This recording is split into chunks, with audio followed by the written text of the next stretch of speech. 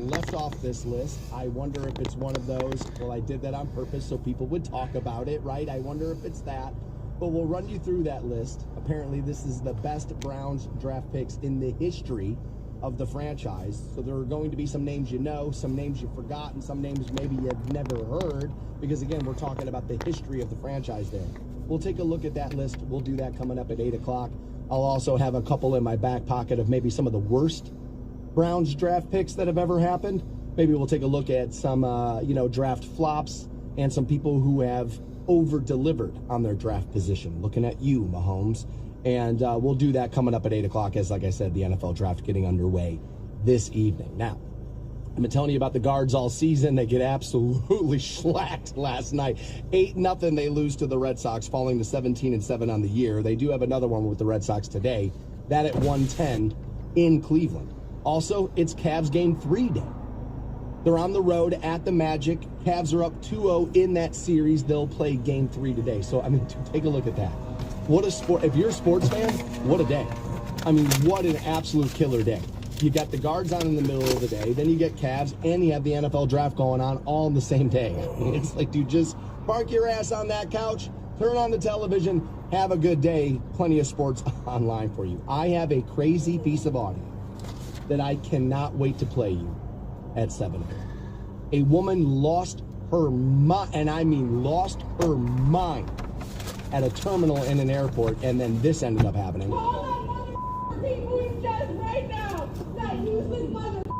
She would like to see Pete Buttigieg brought to the airport to fix her travel problems, as he's the head of the transportation department, and she wants Pete Buttigieg at the Delta terminal at LAX, where she apparently has been bumped from a flight. That is just a small piece of that audio. It is much longer. Actually, there are 2 pieces of audio of that woman losing her mind, and I'm going to give you both coming up at 7 o'clock. We're also going to take a look at the airline industry because huge moves were made on your behalf this week. Apparently, you and I will get more money when we are inconvenienced by the airline industry. We'll get to that coming up at 7 o'clock this morning. Here's what's next on the Stansbury Show. Okay, so we saw Lizzie Hale step in for Skid Row. She's going to start doing some shows for them after their second singer had to exit the band. And now apparently Linkin Park has been tied to a female singer to take over for Chester. Is this going to happen? Well, we'll find out here next on Rock 106.9. It's 9 a.m., I'll rock the bank with you. Pass out that first $1,000 keyword. Turn Thursday into Friday. Right? You're probably not going to work tomorrow. I gave you $1,000. Got the draft tonight. Cavs Game 3. And the guards looking to bounce back after an 8-0 shellacking by the Red Sox yesterday. So we'll get you paid out. We'll do that coming up.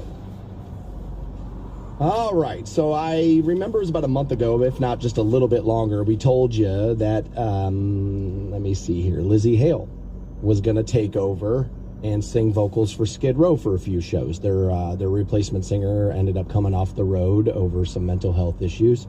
And people, of course, laughed at this and all of that. And I was like, dude, Lizzie Hale can absolutely bring it. Here's her covering one of my favorite songs from the 80s.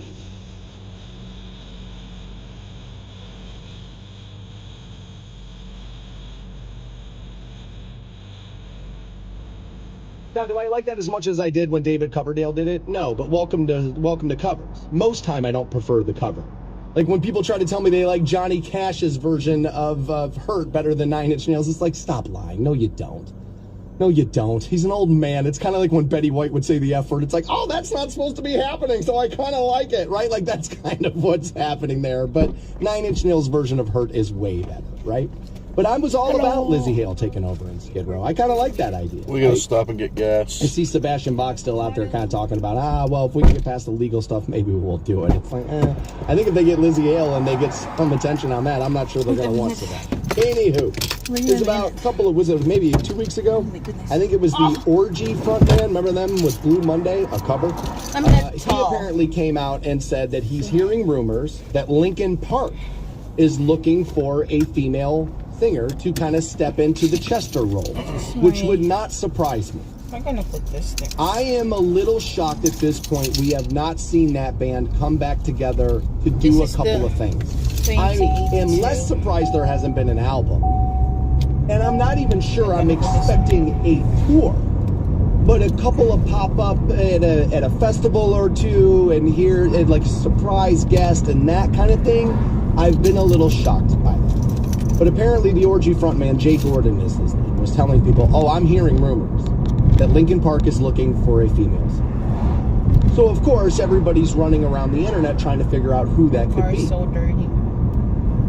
And since not that many people know that many female rock singers, of course people were like, well, you know, it's going to be this lady. They think it's going to be Amy Lee of Evanescence. And look, she can bring it. And I don't think it's a terrible choice. Like, I don't.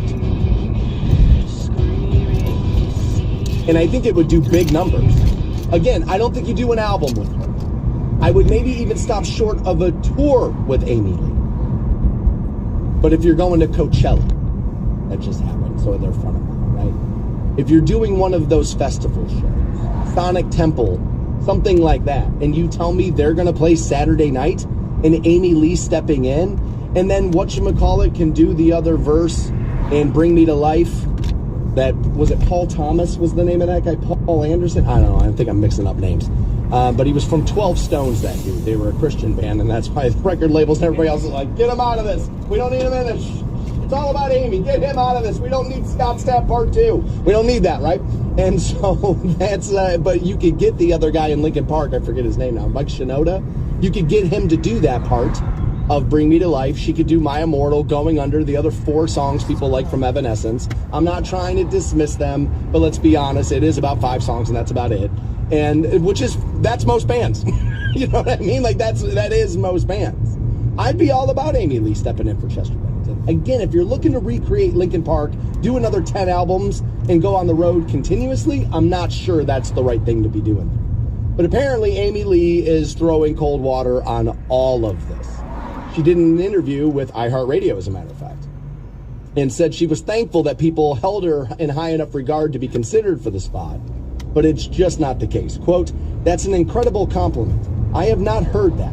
No, I have not been contacted or anything like that. But I'm a huge fan, feel like our worlds, our fan bases are a lot of the same people.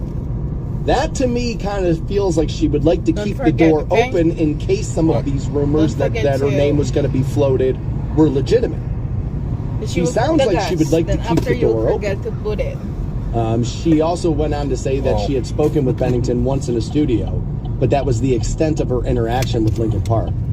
She's not involved at the moment. She did say she'd consider occasionally standing in if they ever needed her. Quote, that's really sweet. We did play shows together. I don't know if both Evanescence and Linkin Park were on a festival together or whatever when we met. We were in the studio at the same time when we were making Fallen. I just briefly got to have a conversation or two with Chester. He was really sweet. But no, it's not true, but that's awesome. They should ask me about that. I don't have a ton of free time, but I might do it part-time, Amy Lee said about Linkin Park. And I think that's all people really want there. I think most people probably see this the way I do. It's like, we don't necessarily need another Linkin Park album. You could maybe even make that point if Chester was still alive. Like, it's like, dude, you guys got the catalog. Just tour the catalog, right?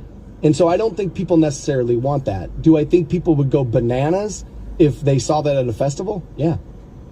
Linkin Park, and I think she fits the Chester thing pretty well. And I think that, for me, that's the part of their music I really like. I mean, Shinoda's all right at the halfway hip-hop thing. He's all right at it. He doesn't suck at it or anything. But when Chester finally gets you to...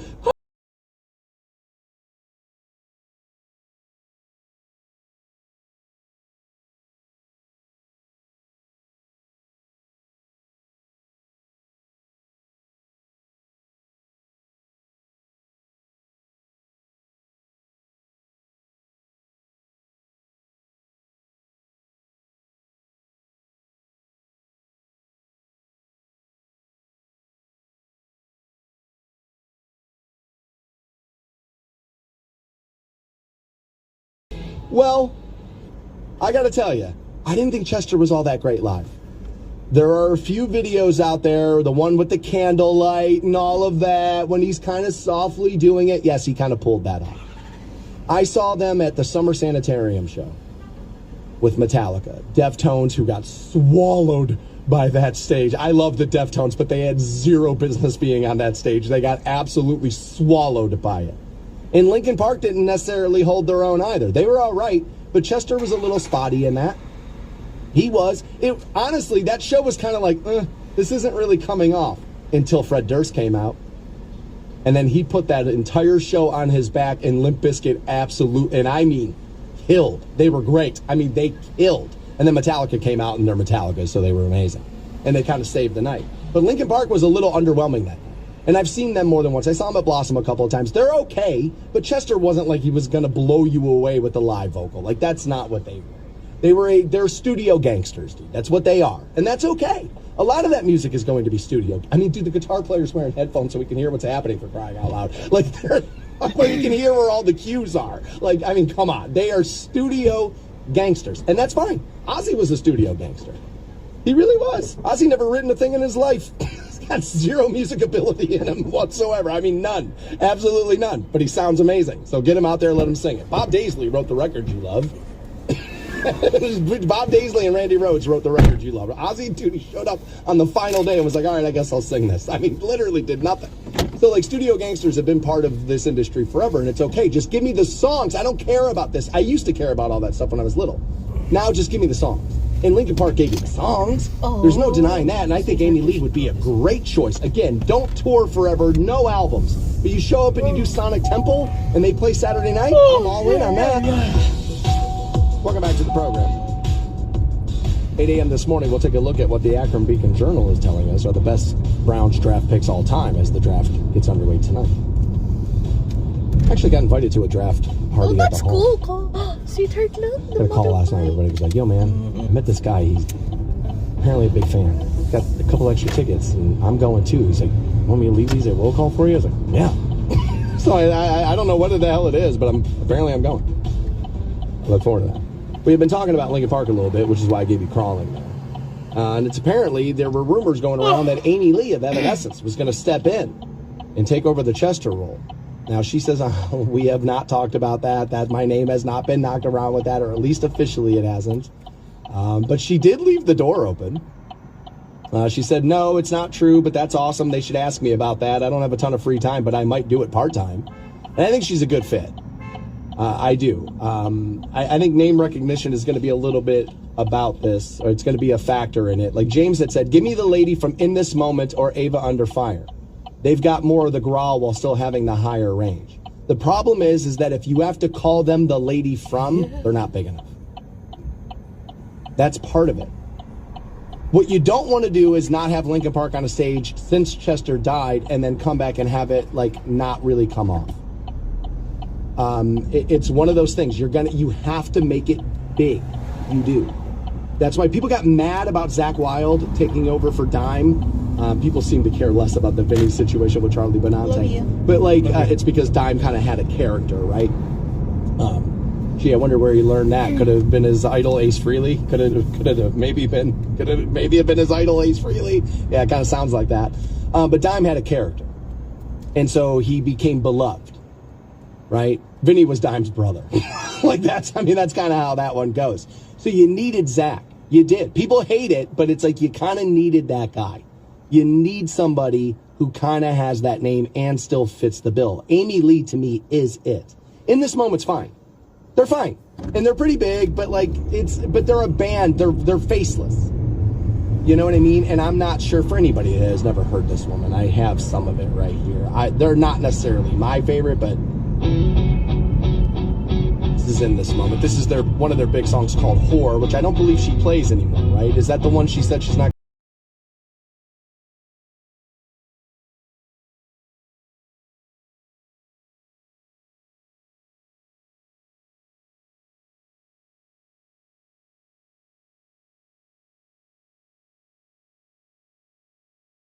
Crawling, I'm walking out. Like, alrighty then, time to go. Like, honestly, let me tell you what happens if I'm standing there and I'm watching her sing Linkin Park songs. Couldn't get Amy Lee, huh? Like, that's exactly what everybody's saying in that crowd. I don't see it. I don't see it. I think you got to have a name. I made this point with Van Halen. David Lee Roth and Wolfgang Van Halen can't seem to get on the same page on this, and Alex doesn't really want to play. So there are many, many factors on why you're not getting like an Eddie, like, you know, honor show or like a little let's get together and, you know, anniversary of this. There's a reason why you're not getting those. The personalities can't really get on board. But beyond that, who steps in for Eddie? Who is it? You're going to list all these great players who are all great. None of them are Eddie. Eddie was like, most of the guitar players like growl, I gotta look like I rock, because if I enjoy myself at all, I'm a pussy. And so then they just like growl and then just stare at the shoes and shred. Eddie was fun. That's what made Van Halen great. They were fun. They were good enough for like rock dudes who were like, yeah man, Van Halen, that's all right. And chicks were like, let me take these panties off for David Lee Roth real fast. And that's what made Van Halen amazing. Like, that's what it is. After Eddie died, somebody posted this. I wish I could give him credit because it's one of the best tweets I've ever seen. He said, every Van Halen song sounds like a dog is wearing sunglasses, and that's their genius. And I was like, he's right. That's it. That's it. Every song is Spuds MacKenzie. And that's what made Van Halen kind of awesome. There's not a lot of players that fit that bill. There's just not. If you did a revolving door, Slash plays one, this guy plays the other. I mean, look, already. I mean, guitarists are kind of over. Right? Like, your guitar player being great in your band hasn't been a thing since, well, geez, God, late 80s, right? I mean, there were solid players in the 90s grunge scene, but the whole thing was, we're not really great musicians. Right? We just, like, that's how that goes. Right? And so, like, I'm not sure, we haven't had guitar gods, honestly, since the mid-80s. And most of them were just Eddie, like, clones who didn't really get it right.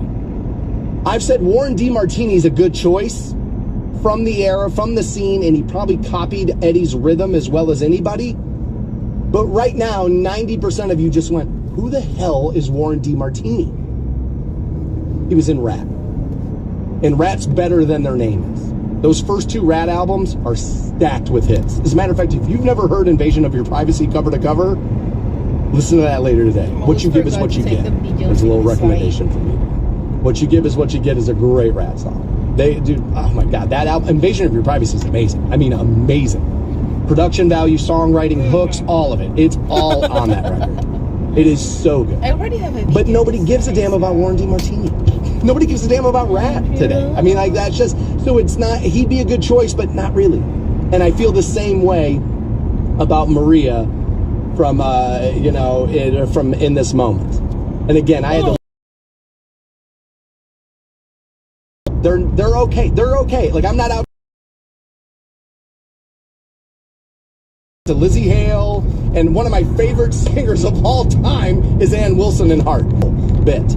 Is that the thing? I love female singers, but In This Moment just kind of feels like B+, not an A. I like that kind of house. And Linkin Park's an A+.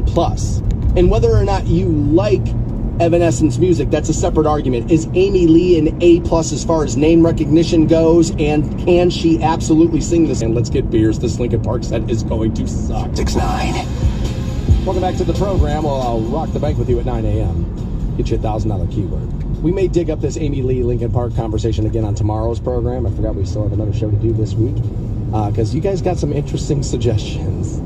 But I did want to get to this piece of audio I have here.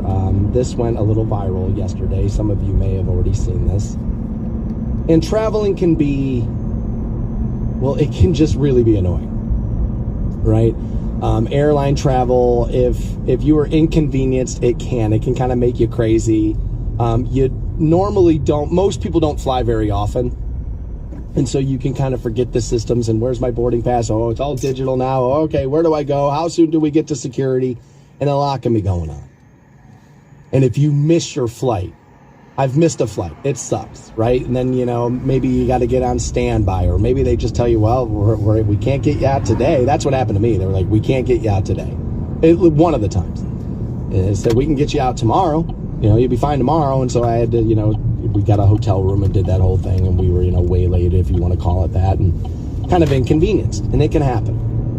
And I've dealt with a few of those. And this was at LAX, and having lived in California, I have flown into and out of LAX more than a couple of times. It's not my favorite airport. I kind of like in the front door, you spin around, do a little, 360 there, and you've seen it all. I mean, literally, you can throw a tennis ball to the other end of it as soon as you walk inside. It's great. They normally get you in and out of security very fast. It's not as crowded or hectic as some of the airports. I'm all about CAK. I love it. But this was LAX, not our fair airport here, and this woman has lost her mind because apparently she missed her flight with Delta, and then this happened. So get me the up on the next flight, you motherfuckers! Yeah, that's probably the way to get people to help you, is to call them MFers. Did you know that? That if you scream bloody murder at the top of your lungs and you insult people and call them names, that makes them want to help you. Did you not know that? Maybe try it today while you're out there in public a little bit. It really works. Call people in the chest right now! Call that motherfucker people in the chest right now! That useless motherfucker! Seriously! Call people in the chest right now! I'll tell you what, I'll get Pete Buttigieg on the phone. Young lady, here's what we'll do. Because the people at the Delta counter, wait till you find out where she's actually at, they probably don't have Pete Buttigieg's phone. But I'll tell you what, lady, I'll get him on the horn for you. All you got to do right now is spell Buttigieg. Spell it. I know you've heard he's the Secretary of Transportation, but spell Buttigieg, and I'll call your screen right now. You bet your ass I am. But I have known, because I am I am mad right now, and I would like everybody to know that I am angry right now. I am that guy. But that's how you spell Pete Buttigieg. The head of the TSA! Call that motherfucker right now! Get me up on the next flight! Get me up on the next motherfucking flight! Here's the thing. I would want to put her on the next flight so she wasn't my problem anymore. Like, that's why I can't work that job. I'd be like, dude, let her fly. Give her a first class ticket. Get her out of here. You know what? Let's call NetJets. Maybe get her on one of those. Seriously! Oh, that's a beautiful bird. Oh, And pay for that It's a crow. Apparently, they're supposed to pay. That's a Pay crow. for that Hawks are bigger. I will call Pete Buttigieg right now! You're going to call him. You got him on speed dial, do you? Do it. Do that right to now. buy them. You ever call people on stuff like that? I once had a back in my chair, and I looked at him and said, start dialing. I can't wait to put him on speakerphone. Start dialing. I want to hear it, because no, they're not. Nobody would tell me what the craziness you just tried to float at me. If you call people on stuff like that, that'd be done. But she goes from telling them to call Pete Buttigieg to apparently she says she's going to do it. Call his ass! Call his ass! Call his ass right now. You know we got to do it, right?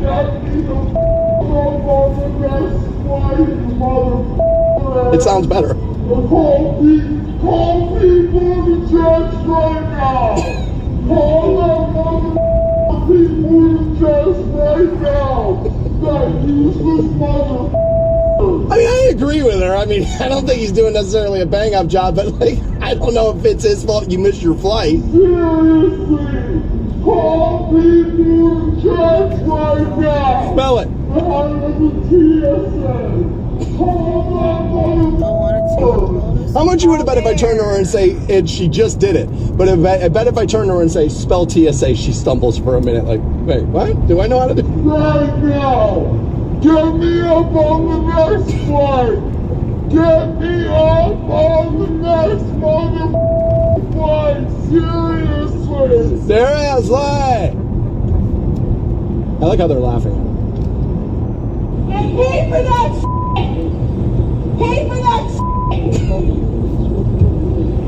I will call Pete Buttigieg right now! Angry people are the best, right? It's like when somebody's screaming at you in traffic and then the light in front of you turns red and you both stop and they're at the same exact point, and that person who was just losing their mind won't turn and look at you whatsoever because they realize, like, oh no, I'm kind of trapped in my anger here. Oh no, what do I do now? Call his ass! Call his ass! So she apparently was inconvenienced by Delta. I believe the story is she missed her flight. The problem is, and this happens to angry people, and this is why when you're mad, and I'm talking to me as much as I am anybody else, you gotta calm down and make sure you're aware of your surroundings. Because the problem is, this woman who was supposed to be flying with Delta was having this meltdown at somebody else's desk. She wasn't at Delta. Take a listen to this. TSA? Yeah. She says, you're not Delta, you're TSA. And they're like, no, we're WestJet. This is WestJet, not Delta. I think you need to go over there. Oh, you're the wrong terminal? You're the wrong terminal? She's one of those people laughing, by the way. And other people like around her are laughing along with it as they figured it out. My problem is, not that I have like a problem, but they're not laughing at her. They're not really. They're kind of laughing with her in that moment, and that's a mistake, I think.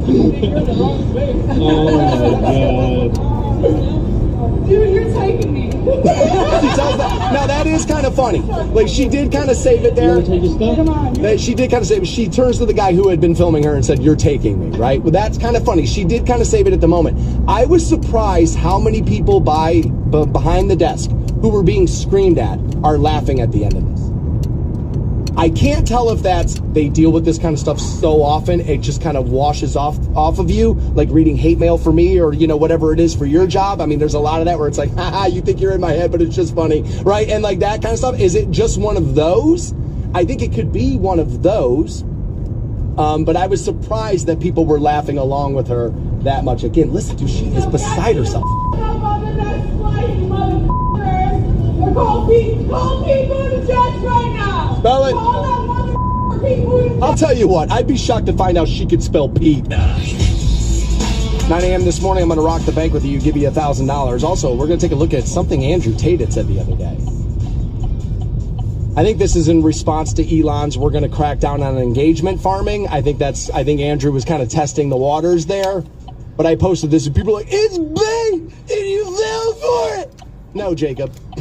No, I'll give out my real opinion on it on the air. Did I post it to try to seduce you into commenting on it and doing that? Did I use it for that? Oh, yeah, I did. Sure, I did. Absolutely. You fell for it, man. Tate's the king. Make sure your payment into that alpha male class goes through, buddy. Make sure that goes through. We'll get there coming up in 9 o'clock. We had been talking about this crazy lady at LAX.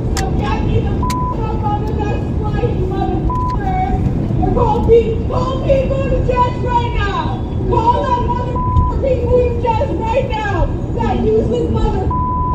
Seriously, call people in the jets right now. And my thing is, make her spell it and then call them, right? Like if she can spell it, we'll get them on the horn. Behind the TSA, call that mother.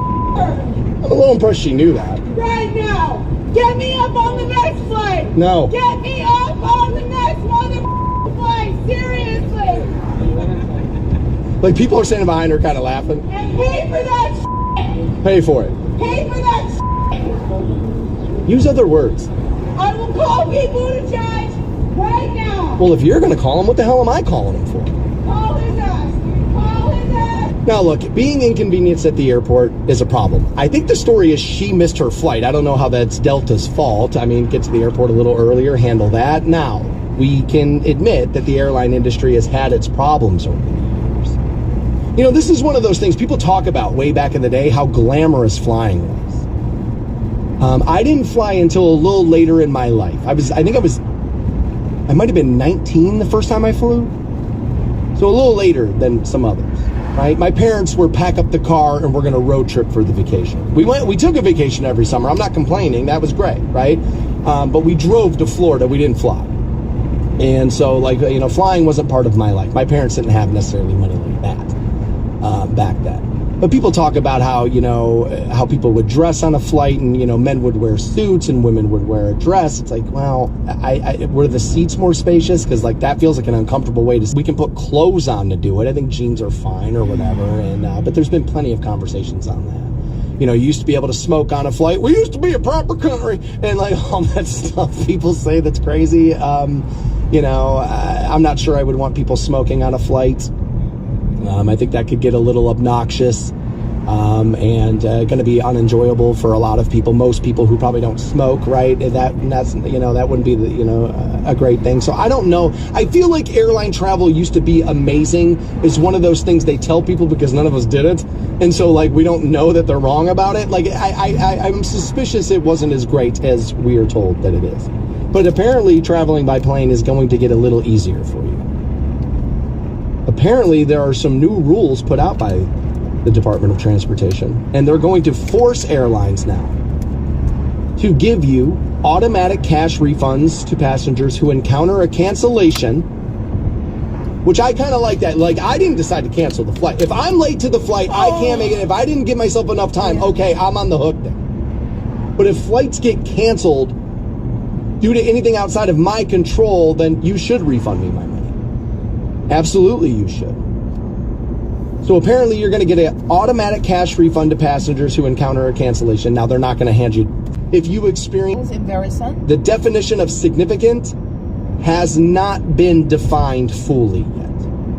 And so I wonder what that means. If you are waiting an hour, is that significant?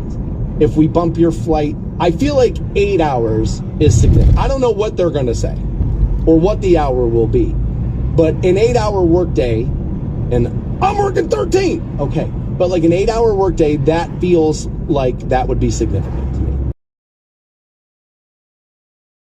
Trust me, am I going to feel like 8 hours is way too long to get the refund if I'm sitting around the airport? Yes. What a terrible place to be stuck all day. I mean, we're not Tom Hanks in that awful movie, The Terminal, for crying out loud. Like, we're not that, you know? That's that, which, by the way, hey, you guys want to do Castaway in the airport now? And like, I know it's based on a real story, but I mean, come on. So they don't tell you here what significant is. And I would like to see that definition. I've just said in 8 hours. I don't know what makes me say that at all. Carriers here, airline carriers, were previously allowed to issue vouchers after forcing a passenger to endure, customer service, what we'll call hell.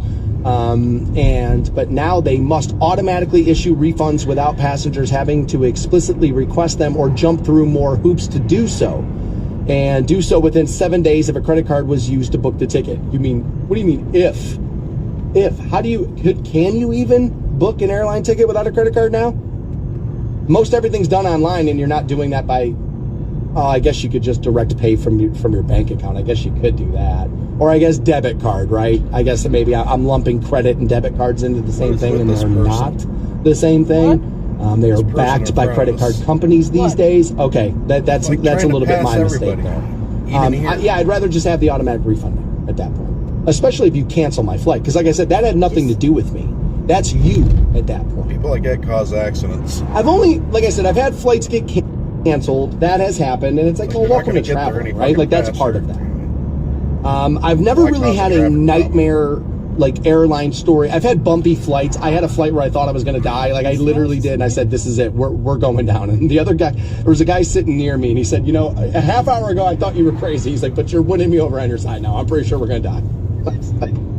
It was scary, right? And I don't know if that's the pilot's fault, probably not, right? And all of that. But I've never really had like a horror story. When I flew to New Orleans the first time, I was going from Mardi Gras. My buddy had a mom who lived down there. His mom lived down there. And when I got off my flight, actually it was my second time there. And it was we went back-to-back years for Mardi Gras because that's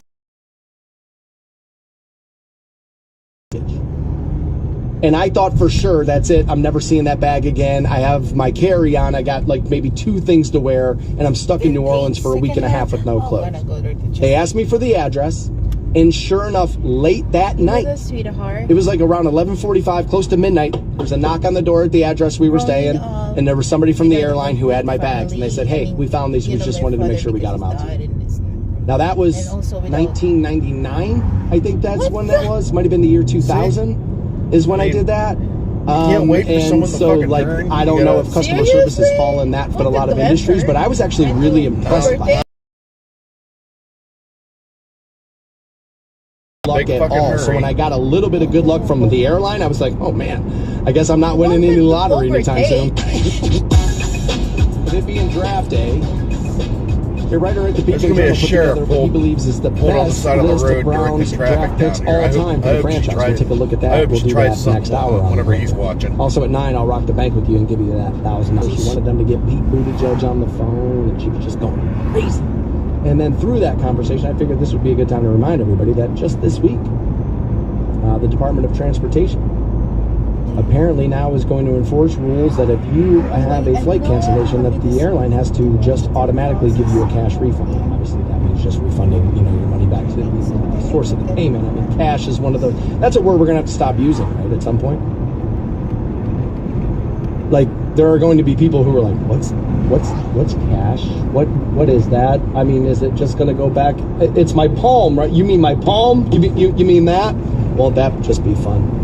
That's coming down the road. You're already able to do that in Seattle at a few stores, and in Japan it's really taken off. They just literally have barcodes that they kind of give you, and you're like, just swipe my wrist in here and then I get to buy things. That's not scary or terrifying, even in the least bit. That's sarcasm. It is totally terrifying. Mark of the Beast! I'm kidding. I probably shouldn't be with that. So I like this idea. It also says if you were going to, have a significant delay. Now, of course, that word significant was not defined any. And I'm not, and I don't expect it to be anytime soon. My guess is they're going to want to see, they're going to run a math equation here to see how many times this has happened now. Per average dollar amount we have to give back, and whether or not it continues to be the way this is going to be. Or how